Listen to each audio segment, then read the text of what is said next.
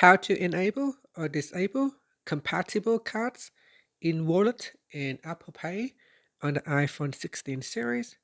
First, let's go back to the home screen by swiping up at the bottom of the screen. And from the home screen, tap on Settings. Now in the Settings page, we scroll down and then tap on Wallet and Apple Pay. Next, scroll down. In here, tap on Compatible Cards. Tap on the toggle button to turn it on, switch it off.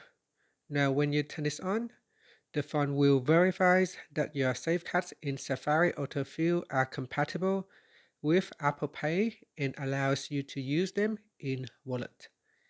After that, you can tap on the back key or swipe up to return back to the home screen. Thank you for watching this video. Please like and subscribe to my channel for more videos.